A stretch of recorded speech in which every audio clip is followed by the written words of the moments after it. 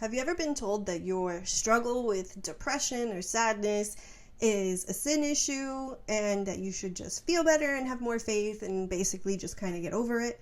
Well, if you have heard that and have felt frustrated by it, then you want to watch today's video because I'm going to share with you 7 physiological reasons why some people struggle with depression, and then 3 sort of mental health and faith tips to help you conquer the mental and spiritual side of it as well.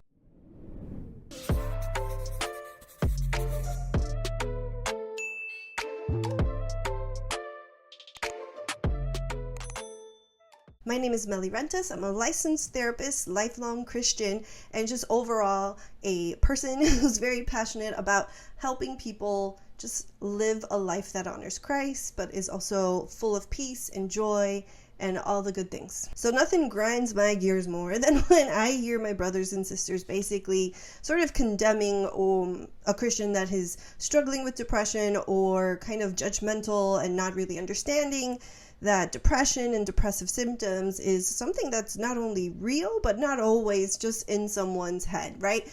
As a therapist, there's lots of things that we do, or that I do, to evaluate whether or not someone is coming to me with a depression that is related to learned behavior. That means, just unhealthy thinking patterns, maybe lies they believe. We call them cognitive distortions, or core beliefs that may be not rooted in truth. And that's how I integrate, clinical perspectives with a Christian worldview.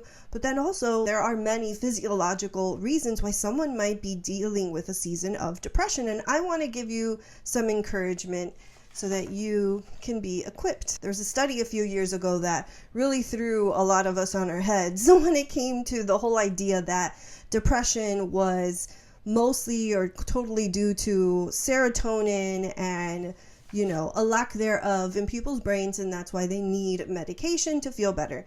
And that study essentially showed that that might not be the case for everyone. And so I'm going to be reading and sharing from this article from Dr. Amen, a world-renowned psychiatrist who actually does brain imaging like SPECT to see blood flow, and has been doing so for 30 years, and that has really informed the way that he treats his clients and his patients, and has helped them feel better. I think his outcomes are higher than most mental health facilities. So in his article, he says serotonin is not the only reason. It is one reason why someone may be struggling with depressive symptoms, and that's why for them meds may work, but for many the meds do not work, and it could be possibly due to one of these 7 other issues. Number 1 being head trauma. So if you've had a concussion, traumatic brain injury, anything like that, there is an association with depressive symptoms. Actually, it says here that about 30% of people with a TBI will develop depression. So that's an interesting thing to know. Number 2 is toxins. So if you're exposed to industrial solvents, pesticides, mold, any kind of toxicity in your environment and in your body can and does impact your brain, your body health, and your mood. And this also includes drugs and alcohol. Number 3, a history of trauma. Physical trauma, or rather physical abuse, sexual abuse, emotional abuse, domestic violence in the home, incarceration, any kind of trauma is associated with negative health effects, including depressive symptoms. Number 4, chronic stress. If you have chronic stress, that means you've had all these hormones like adrenaline and cortisol seeping through your body day in and day out. And believe it or not, that does take a toll on your brain. It's said to have a negative impact on the hippocampus, which is an area in your brain. Oh, look, I have one right there. It is associated with memory and mood. So chronic stress is a huge one. I mean, we all know in the US and most of the world, stress is a very real thing. Number 5 would be hormonal issues. So if you have any issues with estrogen, testosterone, insulin, you name it, that is very much linked to disruptions in mood. Also remember that your age, your diet, or just stress in general also impact hormones, and that in turn impacts mood. Almost done here. Hey, let me remind you, if you haven't done so yet, please remember to leave a like, a thumbs up on this video if you're finding it helpful. Number 6 is inflammation. So I don't know if you've heard about this, but I've been reading about it constantly for the past 7 years, inflammation is a breeding ground for disease.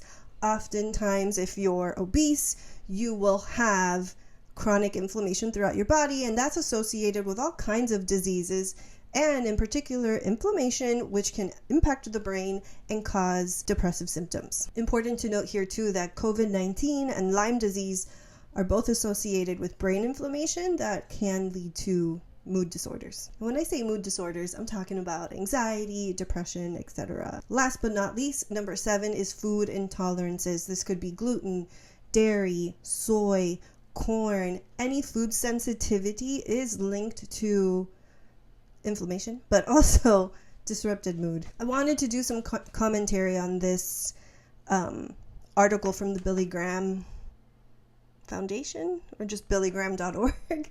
I'm almost 40, so it's hard to see sometimes. It says how Christians can fight depression.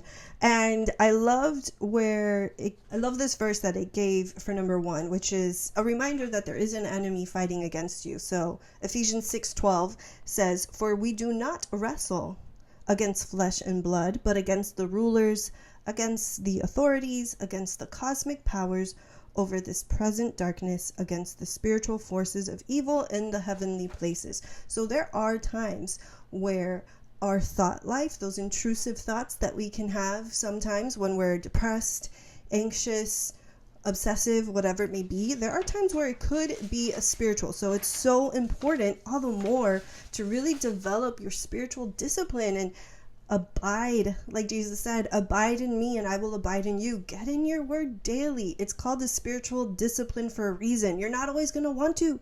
You're not going to always feel like it. But oftentimes the things that are good for you, we don't really want to do. We don't want to eat healthy. We don't want to get up early. We don't want to exercise. We don't want to read the word. But that is what keeps us stuck. So if it is your goal to feel better, to have peace, to have joy, to have patience and gentleness and all the fruit of the Spirit, then walking in spiritual discipline is going to be an important part of that. The second one that I would like to address is happiness really isn't the goal. And I don't think that's what they wrote. They put happiness and joy aren't the same. I would modify that and say happiness is not the goal, but peace is. Because like Jesus said, right? Abide in me and I will abide in you. And what is he? He is the Prince of Peace. And what do we have? We have the peace that passes all understanding only in and through him. So there could be bad things that happen in our life. We can have chronic stress and we can have, traumatic events in our life and in our family. And we can go through all the darkness because in this world we will have trouble, but take heart. Christ overcame the world. We can still experience reality and accept it while also being at peace. And that really only comes through the Prince of Peace. I want to give you one last encouragement that I got from this article, and I will link it in the description for you. And it reminds us that we are not alone. And that is so true on so many levels. Here it has the verse from Hebrews 4:15, which says, "For we do not have a high priest who is unable to sympathize with our weaknesses, but one who in every respect has been tempted as we are, yet without sin." So Christ, our high priest, the only priest that we need, has already gone through it. He understands, he empathizes, he sympathizes, and that's why the word says that God's mercies are new every day, and we can rest in that. I would also like to add that it says here too, in terms of you are not alone, you are so not alone, because a recent survey here says that U.S. adults are the most unhappy they've been in nearly 50 years. Anxiety, depression, all the things, mental health issues are skyrocketing in this time, but you can take heart because Christ overcame the world.